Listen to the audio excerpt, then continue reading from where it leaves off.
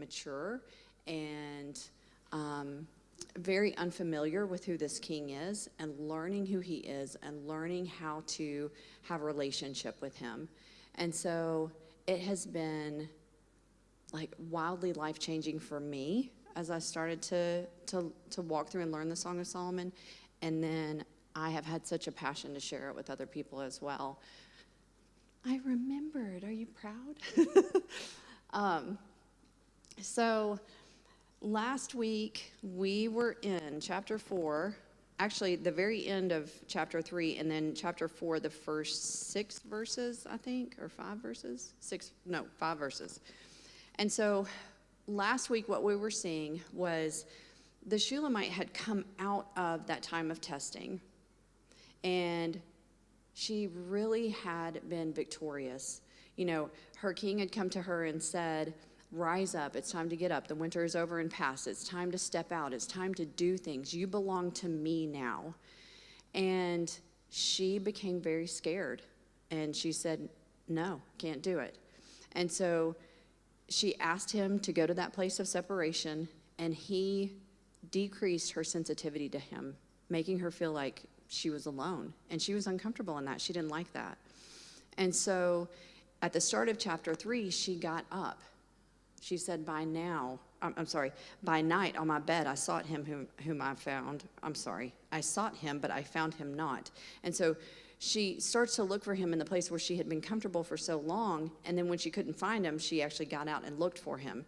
And as she was drawn out of her place of comfort, she found him. And then we saw her just erupt into this newness of herself through this time of testing.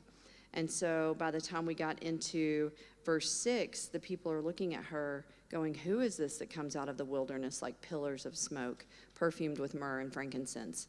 And so it's this picture of her victory in coming out of this time of testing, this time in the wilderness.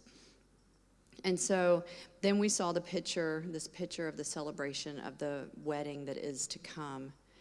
And we ended last week with him, the king, then speaking over her all of these truths about not just who she is, but what she carries. And that's profound in this, because when we started the Song of Solomon in chapter 1, verses 2 and 3, she was asking him to equip her. Remember when she said, let him kiss me with the kisses of his mouth. She is asking him to equip her with all of these things that she knows he carries, to arm her with weapons. That's what it meant in the Hebrew as we unpacked it. So in the beginning, she's asking him to equip her, but now that we're in chapter 4, he's telling her, hey, you are equipped with this. You carry this. And so we went through her eyes, that picture of devotion, and also reconciliation, because remember dove's eyes, the dove in Scripture is this picture of reconciliation, right? This picture of peace. And I thought it was really cool because as I sat with God this week, thank you for showing up. I'm just giving you a hard time. Get in here. I love you. As I was sitting with God this week, he took me into 2 Corinthians chapter 5. I'm trying to get to it because I really wanted to share this with you guys. Y'all, okay, I'm just going to lose my place. It's fine. It's 2 Corinthians chapter 5 and verse 19. God was in Christ reconciling the world unto himself. No.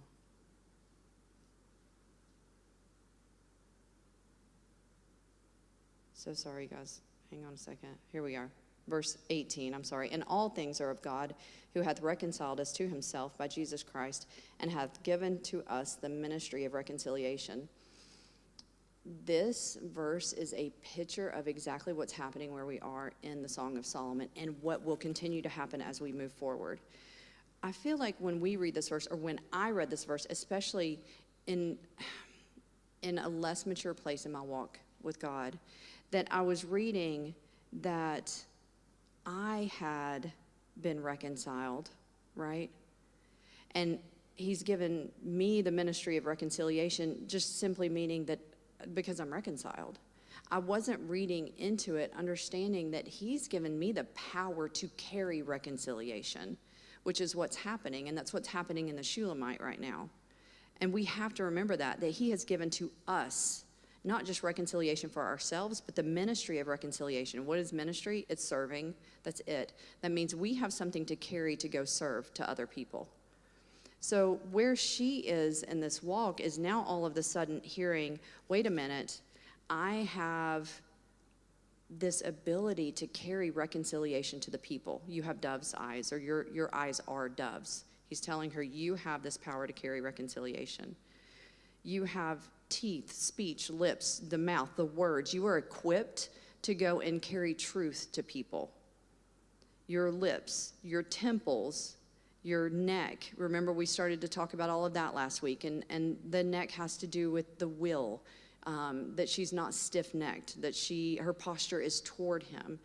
And then it talked about her breast, and we touched on that last week as well. And I thought it was really cool because in my Hebrew class today, our professor talked about it. We were in Ruth chapter 1 and verse 20, where Naomi says, don't call me that anymore, call me Mara. And Mara meaning bitter. And she says, because the Almighty has dealt bitterly with me. And that word for the Almighty there is Shaddai. It's the word that means, and this is exactly what my professor was talking about, but you remember I told you guys that there's people that debate this, that this, is this really where this word came from?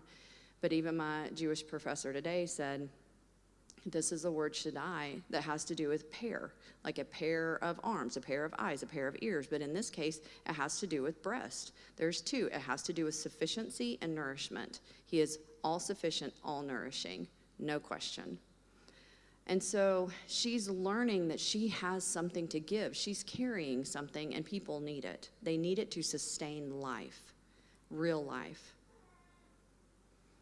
So before I go further into the next couple of verses, I want to unpack some things in Matthew chapter 7. So if you have your Bible with you, just go to Matthew chapter 7.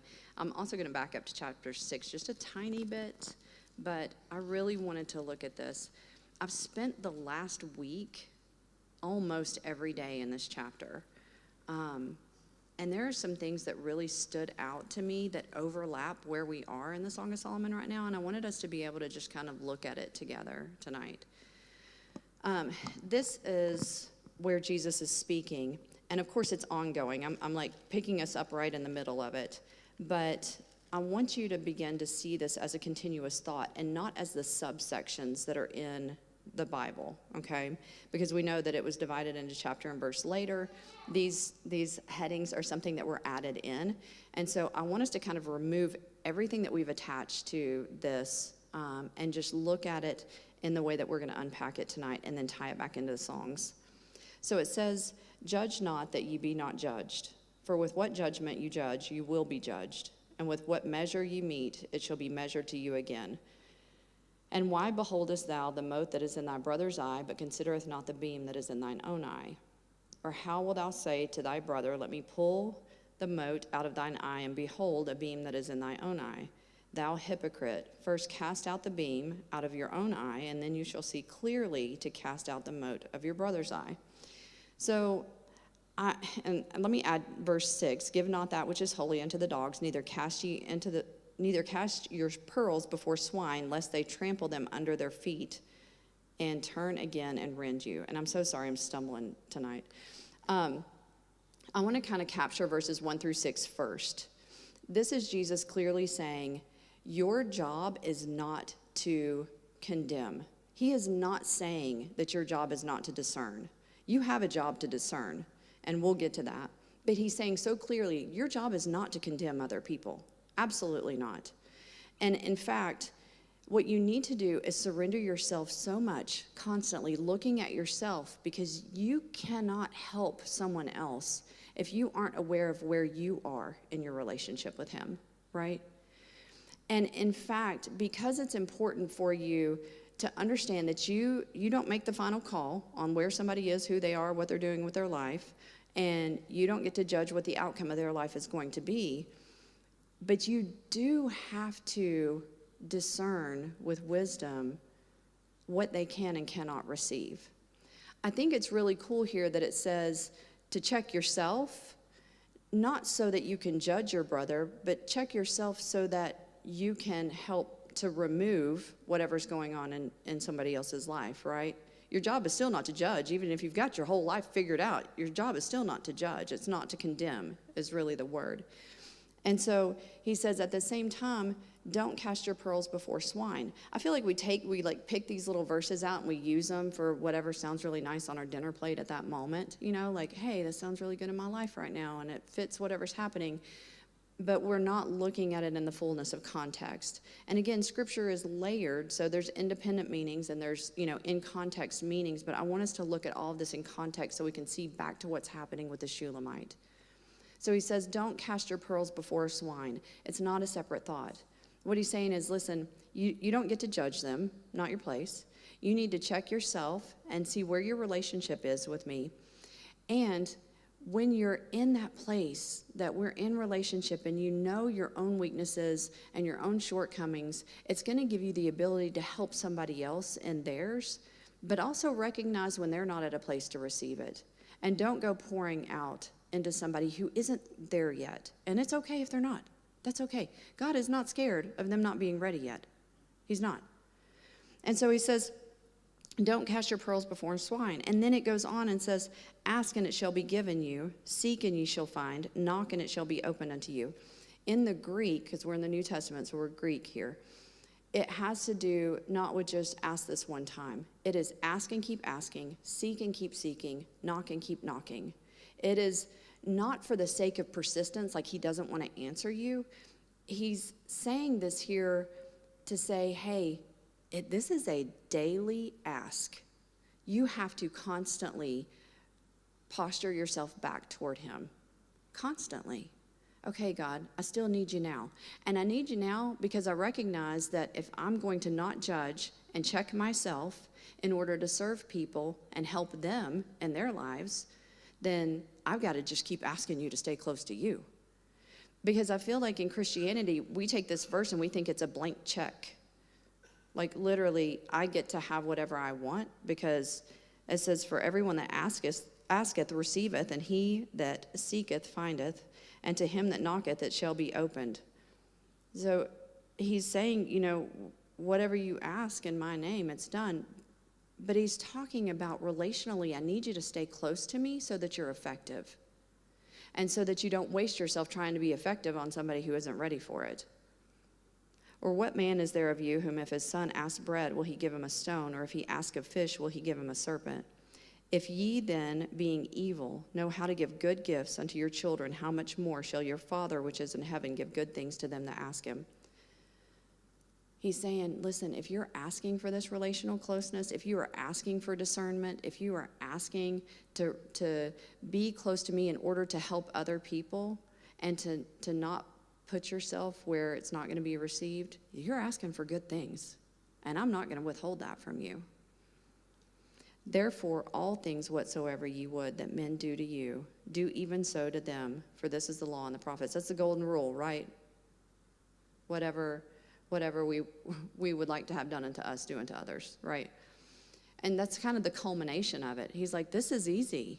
This is how you would want to be treated. You wouldn't want somebody to come to you judging you and condemning you and telling you how to fix your life when they are a hot mess. This is easy, guys. So just stay close to God. Ask him for help with these things and treat them the way that you would hope that they would come to you. And then it says, enter ye in at the strait gate, for wide is the gate and broad is the way that leadeth to destruction, and many there be which go in. Because strait is the gate and narrow is the way which leadeth unto life, and few there be that find it. This is such a picture of self-reliance versus God-reliance. This entire thing. In fact, if you back up to where Jesus begins all of this, it is just a harsh contrast between self-reliance and God-reliance. And so I used to think in my baby years of being a real idiot that like, oh my gosh, like the broad way is like all the things I should not be doing in my life. And the narrow way is I got to get it right. You know, I have to speak clean and dress the part and like go the right places and show up at church and do all of the things. And that has nothing to do with this. And in fact, if you guys could like picture the contrast in your head, what I would tell you is the broad gate, the wide gate, is the gate where you get to grab every suitcase of religion, self-reliance, like controlling your image, all of the striving. Are you following me on that? It's everything that you get to pack in that says, man, I'm killing it out here. And the narrow gate is so narrow that not even your resume is going to fit through it. That narrow gate is so narrow that the only thing fitting through that gate is your trust in Jesus. That's it. Nothing else. You don't get to bring anything else that way.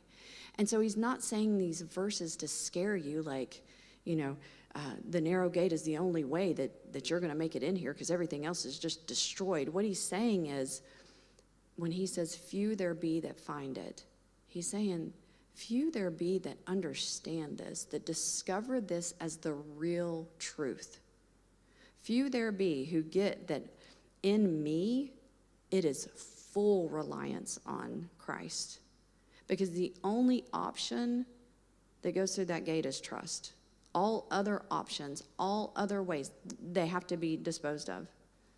Trust is the only thing fitting. And so then he goes into beware of false prophets. This is like this deceptive spirituality. Beware of false prophets, which come to you in sheep's clothing, but inwardly they are ravening wolves.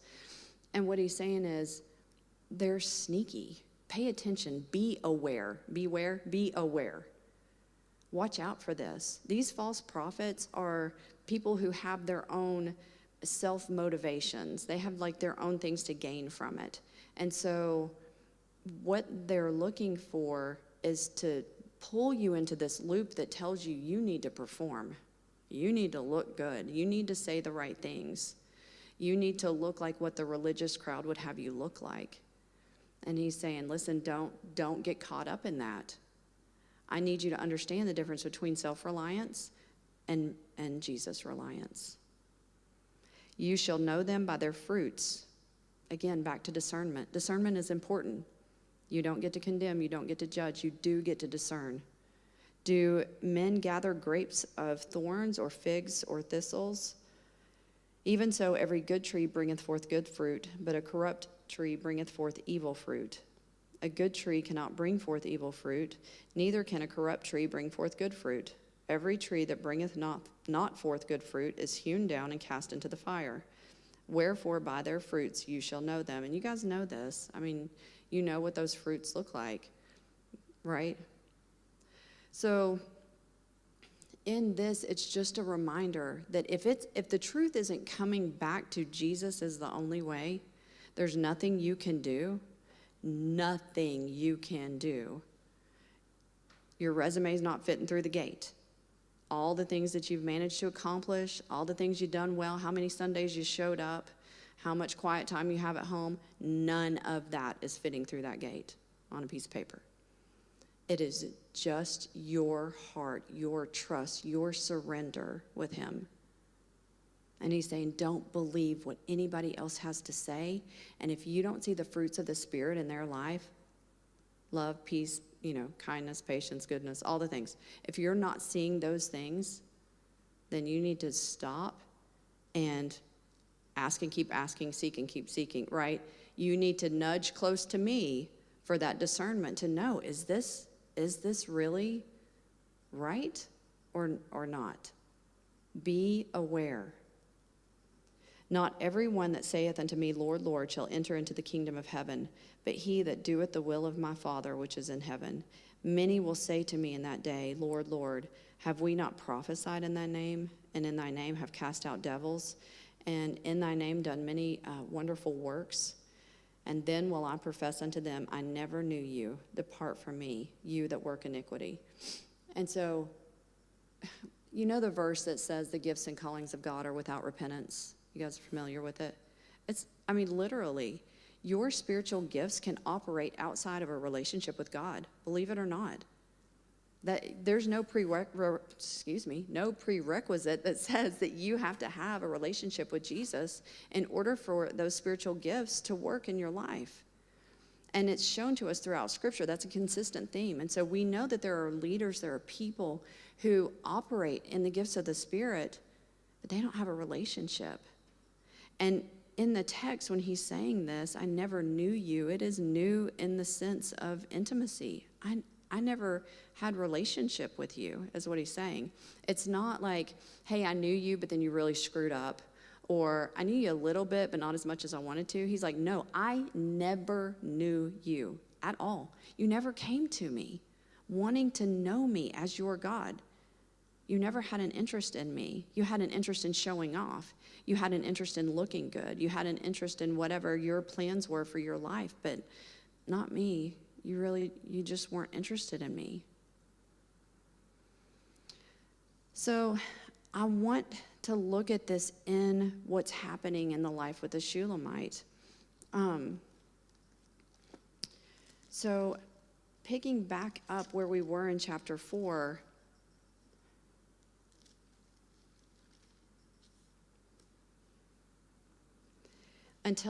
when we're on verse 6, chapter 4, verse 6, until the day break and the shadows flee away, I will get me to the mountain of myrrh and to the hill of frankincense. This is the king speaking. And he's saying to you, he's saying to her, until the day break. And we've heard this a few verses ago. Do you guys remember that? It was actually her speaking when she told him she couldn't do it. It was at the end of chapter 2. She said, until the day break and the shadows flee away, turn, my beloved, and be thou like a roe or a young hart upon the mountains of Bether. She was telling him, I can't do this. So and that day break, in the Hebrew, the break is like a breathe. Until the day breathes. It's almost like it's in motion, it's in movement, something's coming. But until then, until it happened, she wasn't ready. Here he's speaking. And he's saying, until the day break and the shadows flee. That's important, you guys, because even though she is not fully in surrender, he's still speaking life over her. He just got through telling her all the ways that she is unbelievably unstoppable. All the ways that you are unbelievably unstoppable. So he says, until then, I will get me up to the mountain of myrrh and to the hill of frankincense. We've talked about this. What do you think of when you think of myrrh and frankincense? What is it? Say it. Yeah, 3 wise men. The birth of Jesus, right? You think of him. They were present at his death, at his burial, at his resurrection. Those are the only times that myrrh is mentioned. So, and we've talked about how Song of Solomon is such a profound message of Jesus that even though myrrh is only mentioned a couple of times throughout the entire Bible, it is mentioned 8 times in the Song of Solomon.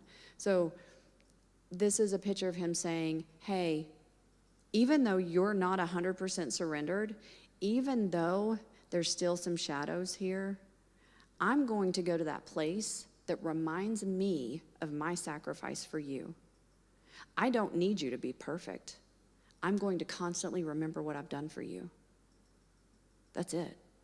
You don't have to do anything to convince me, to please me, anything other than have a relationship with me. And when you're not quite ready, when I'm waiting on the day to breathe, when I'm waiting on the shadows to move, I will go to that place of remembrance for what I've done for you. And then he says, thou art all fair, my love, there is no spot in thee. So, I want us to do something. We're going to pause right there. I promise we're going to go further tonight. But I need to borrow somebody. I'm going to borrow you.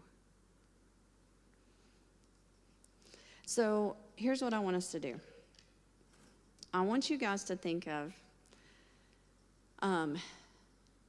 the most horrible thing you've done in your entire life. Don't say it out loud, thank you. But I want you to think about the most horrible thing that you have done in your entire life. Or things, I don't care. It's between you and God.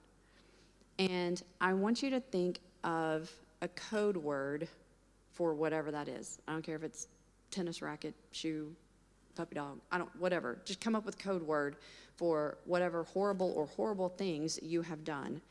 And as you think about what that is, I want you to come up here. I have like a few of these and some different markers. I want you to come up here and write your code word on a Post-it note and take that Post-it note and give it to Kaylee. Here, I'm going to write something. Y'all, I could make a whole book.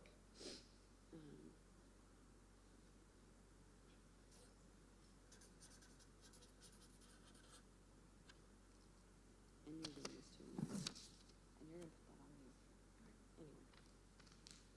Y'all just come on up. I need everybody to do one. And then hand it to Kaylee so she can put it on herself.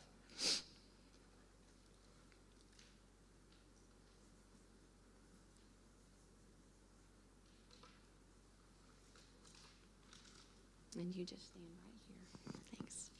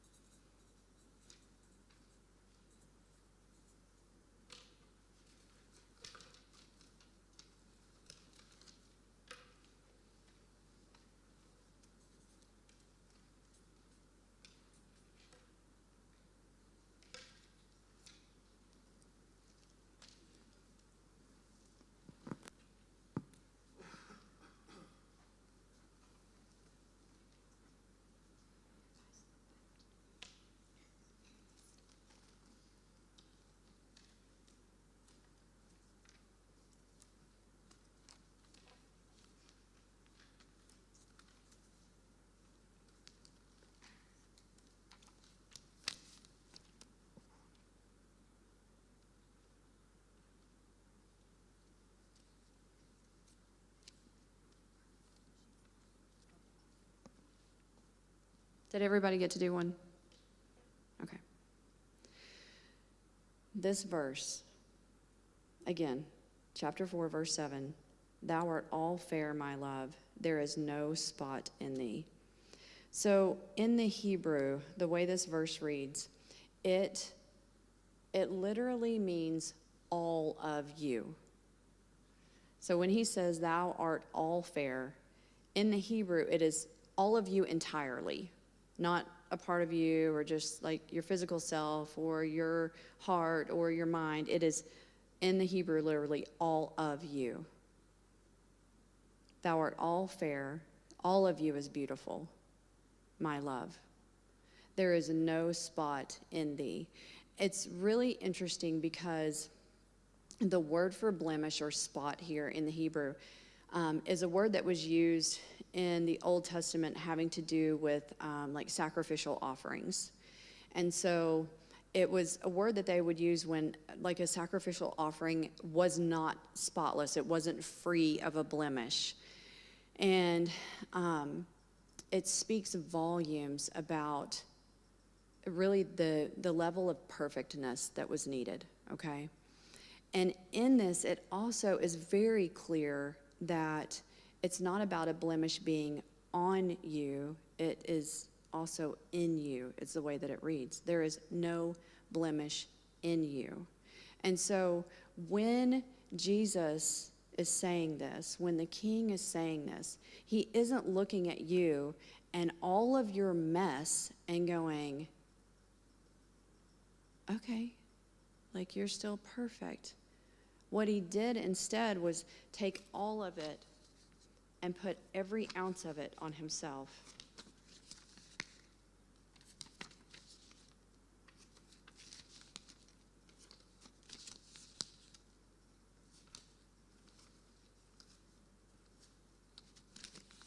And then look at you and say, you're absolutely perfect. There is not one spot in you. And that's what's so profoundly different, you guys. That's what we have to wrap like our head and our heart around, is that he wasn't just looking at us in our mess and going, okay, I can work with that. It's that he took every blemish, every one of them on himself in order to then look at you and say, man, you're absolutely perfect. You're absolutely perfect. And if that isn't something, thank you, Kaylee. If that isn't something, you want that stuff back.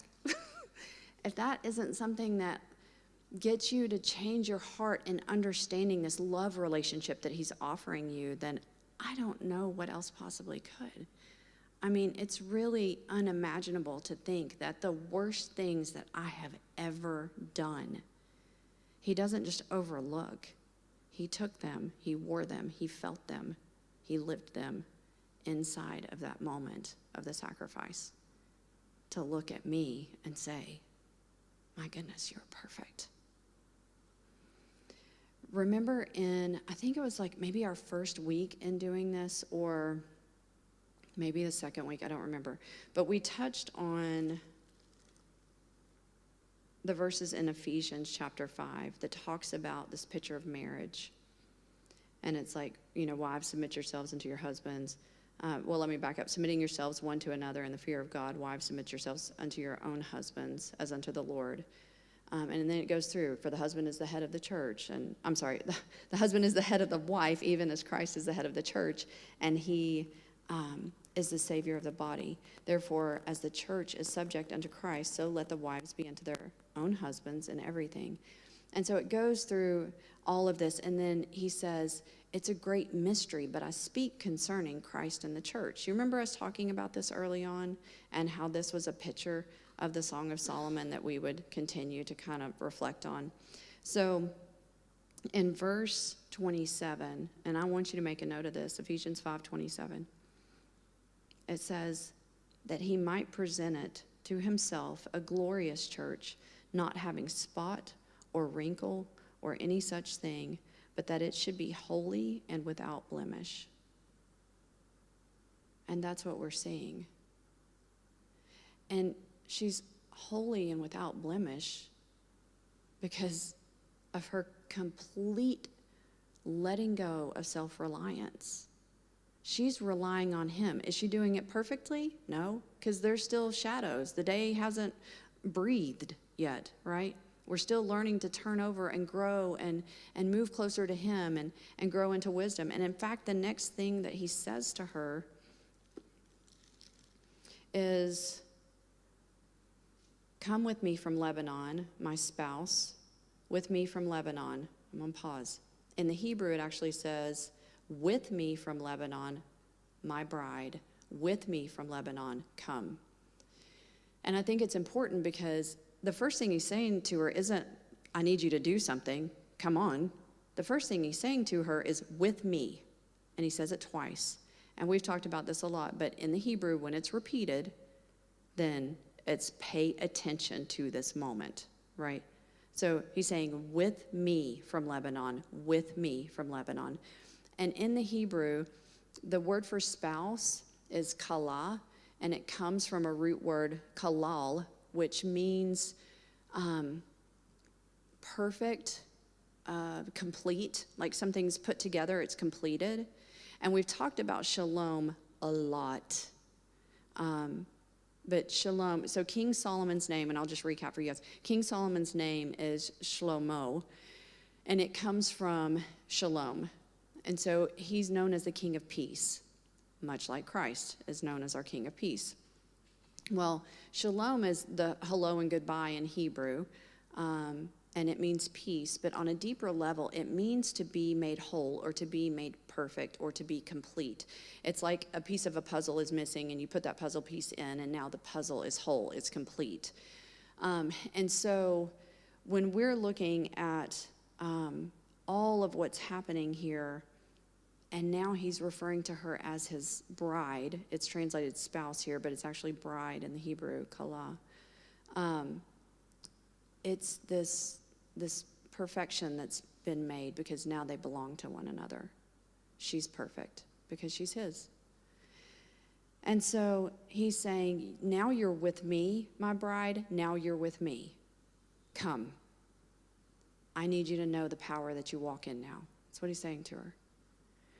And he says, from the top of Amana, from the top of Shinir and Hermon, from the lion's dens, from the mountains of the leopards. And you guys, and I'm sorry I'm recapping. I want you guys to be on board with this too. In the Hebrew, we talk about how they are very comfortable in their culture kind of negotiating the scriptures, meaning the Hebrew language has such few words that there are a lot of different meanings to one word. And so they're constantly, as my professors say, negotiating the scriptures, meaning like, okay, well, when we read this, does it mean this or does it mean this? Well, it could mean either. So if it could mean either, what could that look like? And they love having conversation about that. And so this verse for me, I tried to unpack for a long time, and I thought, well, does it mean that, could it mean that, hey, come with me from the mountaintops to the lion's dens, right? From the mountains to the valleys. Like, I have places for you to go with me, and you are empowered, you are strong, you are capable, because you are mine, and we are going to do all these things together. Do I think it can mean that? Yeah, I do. I also think when you read it in the Hebrew, it kind of reads a little bit more linearly. And so now I tend to think that this maybe trumps that a little bit. I think that he is saying, come with me from Lebanon. Lebanon is this mountaintop that is also known to be distant. It's very high, and it's also distant. And so it's almost like it's reading, like, you have come to this place where you are so far, because she's journeyed a minute with him now. So she's come to this place where she is so far, and she came out of testing. She was celebrated walking out of that wilderness, and now she's probably feeling pretty good. And I think that I'm seeing a picture here of a little bit of self-reliance. And he's saying, whoa, whoa, whoa, whoa, whoa. Come with me from Lebanon, from the top of Amana, from the top of Shamir and Hermon, from the lion's dens, from the mountains of the leopards. Because all of those things are from. And it reads that way. It reads very linearly in the Hebrew. And so it almost sounds like, hey, you are on this mountaintop, but that mountaintop is kind of distant, and it's also dangerous because that will create distance from me. And that's not what you need. You do not need self-reliance. You need to stay as close to me as possible. And now you are with me, my bride. Now you are with me. So come. Don't allow distance to settle in. Do you guys track with that? Okay. And so then he says, thou hast ravished my heart, my sister, my spouse. Thou hast ravished my heart with one of thine eyes, with one chain of thy neck. This is incredible to me.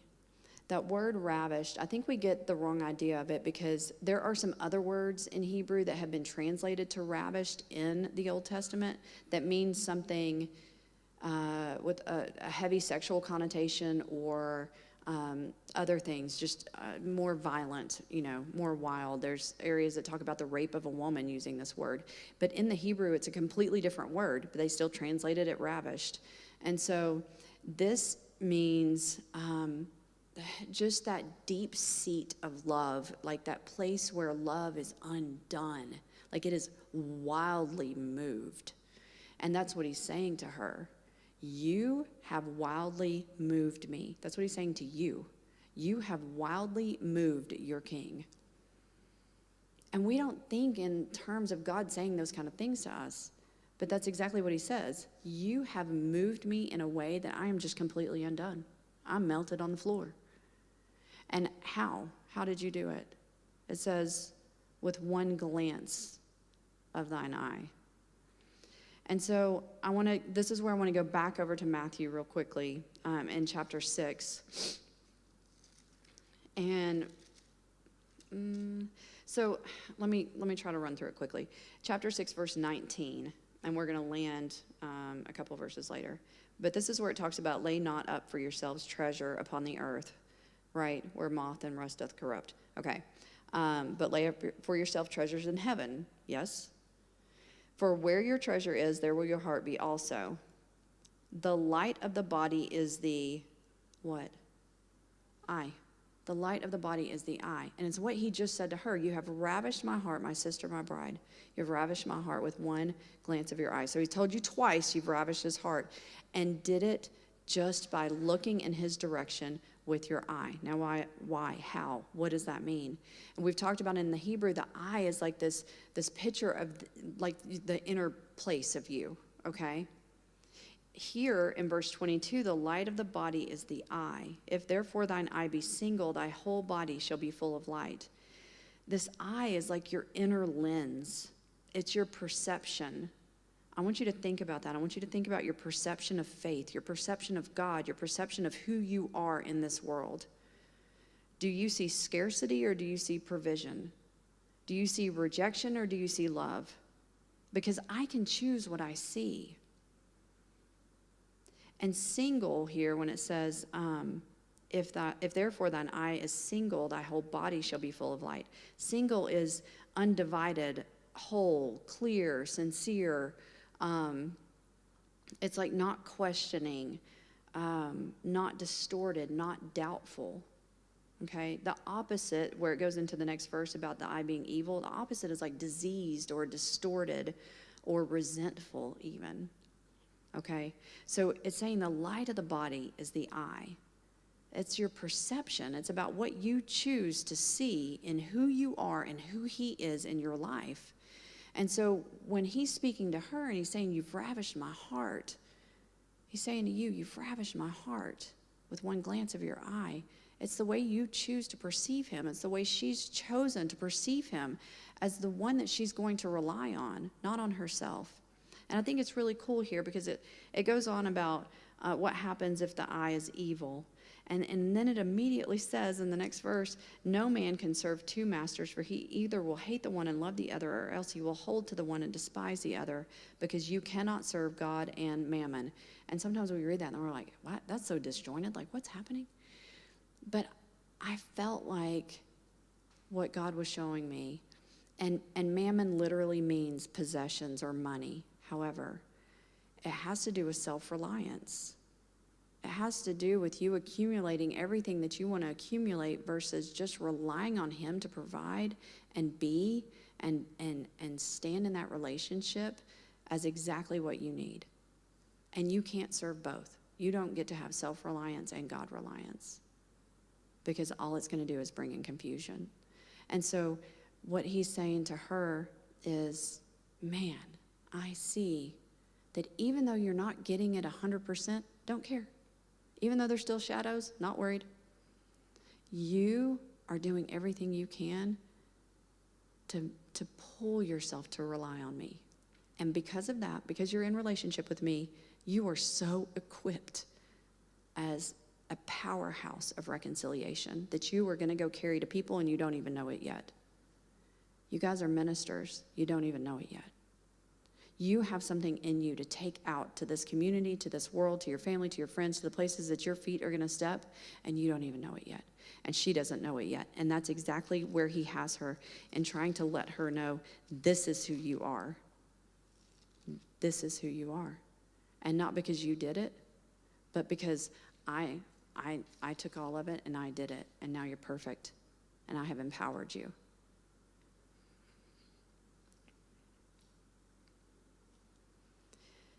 And then it said, with one chain of thy neck. Again, that's like an ornament or a link on a necklace. But again, as in the previous verses we've talked about, it has to do with not being stiff-necked, right? Her will, her posture is toward him.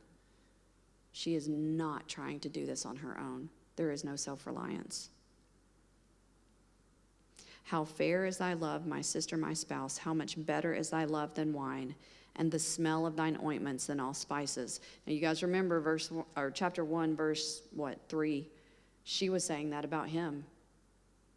She was talking about his aroma, his ointment, his savor. And she's like, man, the aroma that you carry is unbelievable. And now he's saying that about her. You guys, the aroma that you carry. It's unbelievable. So I want us to stop here for tonight and just take the next few minutes for just discussion and questions. And that's open to anybody. Does anybody have any questions or comments? I think of that aroma, You know, you have to like the use sweet this. smelling savor that, that God smelled when Christ died, and we have that scent on us, So that's how I see it. Very much.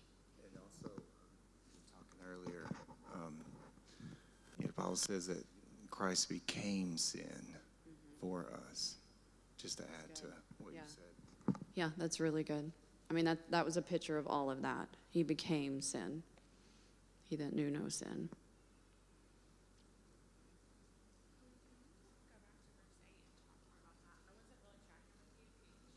Verse 8. Come with me from Lebanon, my spouse, with me from Lebanon. Okay, so again, in the Hebrew, it reads the other way around. And let me see what notes I have and my stuff on it. But in the Hebrew, it reads the other way around. So he's saying, as a reminder, you are with me, my bride. You are now perfect, because it's bride. You are now perfect. You are with me. And so I need you to come. I need you to have the confidence to know that you are good to step out into any place. But she's distant, and we know she's distant because of the way that it reads in the Hebrew. And so Lebanon has to do with height and beauty and cedar trees and all those things that we've talked about in the past, the cedars of Lebanon, right? And fragrance and majesty. But elevation can also mean distance. And that's very well known, being attached to this word in the Hebrew. And so he's calling her from a high place, a beautiful place, this place where she's been in celebration the last few verses of what we unpacked last week after she came out of the wilderness, but also possibly a place that is somewhat remote or distant or dangerous even. And I think what that is a picture of is the danger in the distance that she has from him. And he does not want us distant from him. He's saying, listen, we get to have those mountaintop moments, but sometimes those mountaintop moments put us in a quick posture of self-reliance, like, ooh, I did something. Feels pretty good, right? And so that's not what he wants for her. He wants her to understand that even that elevated place can be dangerous.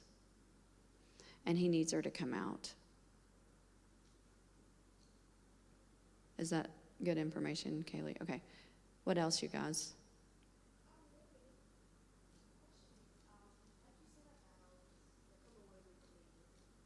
Being a celebratory moment for her, I think she probably stayed there for too long and gazing at her whatever accomplishments she had. And he's like, let's not stop there. You've gazed long enough. Let's move on. That's really good. Yeah, I agree. I think she may have gotten a little bit puffed up. I don't know. But we are so very human, and we have those moments where we're like, man, I nailed it. I'm doing all right. And he's like, well, wait. You're perfect. You are beautiful. Also, that place is dangerous, and I don't want you to stay there. I need you to come into other places. And those other places aren't always going to be, sunshine and bubbles. They're going to be difficult places as well. I mean, we are going to have mountaintops and valleys, but anywhere that could potentially have distance from him is dangerous, because the entire point is that narrow gate. He is the narrow gate. He is that place where it's just him and trust in him and nothing else. And so if anything threatens that, he's not going to let us stay there, and he doesn't want her to stay there. What else, you guys?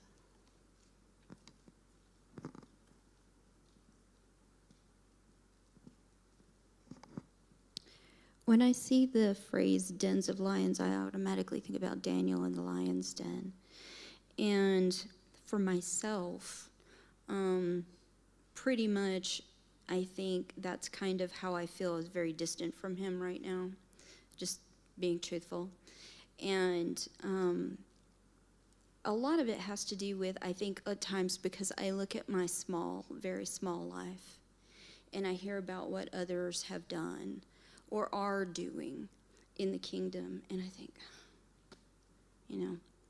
I'm here complaining about, I've had to talk to this person for the 50th time in this email about what to do about their travel expense report. It's not really building the kingdom, and so in my heart, I'm thinking about all these people that are, because I work downtown in Market Square, and I'm thinking about all these people like that are homeless that are down there, and I was telling somebody the other day, they're like diamonds on the beach just waiting to be picked up, right? But in listening to you talk about this tonight, I'm wondering, could this also be where he's like, hey, I know you want to go there and I know you want to do those great things, but you're not ready for that yet. So maybe just calm yourself down and come and sit with me for a while. And then I'll go into that lion's den with you and not apart from you. Yeah, that's good. And this is exactly what we've talked about. Like, we get to negotiate the scripture. Could it mean that? Absolutely, it can mean that. And I think through all of Song of Solomon, it is constantly hey, slow down. Your job is to stay close to me. That's your only job. That's it. Your job isn't to be perfect. It isn't to check off everything on the checklist. Your job is just to be close to me, period. And then in my timing, I will do those things. And Shane, to what you were saying, like, because we can get caught in that trap of comparison, which, by the way, are the things we want to put on the resume that isn't going to fit through that gate anyway. But in that trap of comparison, we forget that building the kingdom isn't like going out and being a big Jesus recruiter. So much of it is just operating in love. Like, let me love you well from my place of work, from a drive-through window, from like in my neighborhood, whatever it is. Let me love you well, because that has a ripple effect that has like a bearing on an eternal destination. It does. So, and I say that like it's so easy, but I know we get caught up in comparison. We want to do those things that look good and feel good, truly, because it does both. It looks good and it feels good. And we want to do things that help God and honor God. But at the same time, if he's like, man, all I need you to do right now is just to learn to love, because that's going to have the biggest effect on the kingdom, then okay, just come with me. With me, come. You're with me. Does anybody have anything else? And I hear it. I love it. Okay. We'll just, you got a song for us, Vince? We're just going to take a moment and sit quietly with him and worship, and then I'll pray to wrap us up.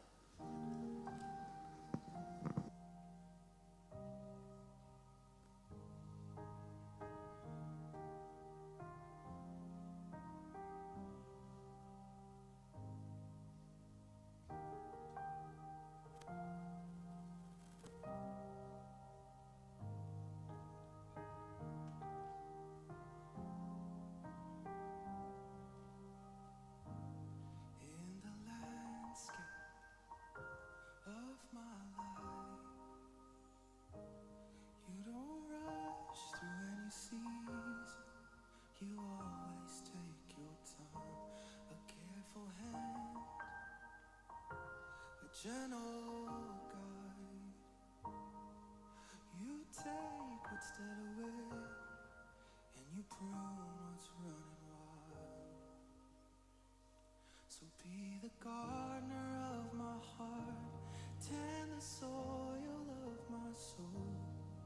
Break up the fallow ground, cut back the overgrown.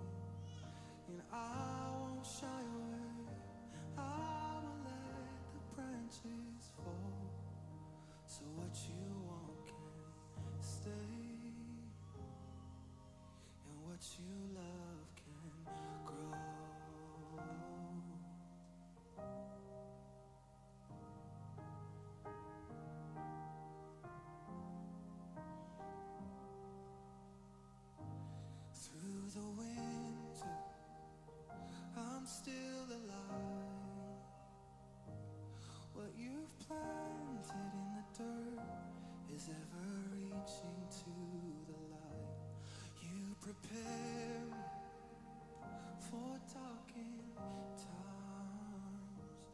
you'll sustain what you have started, and you'll teach me to abide.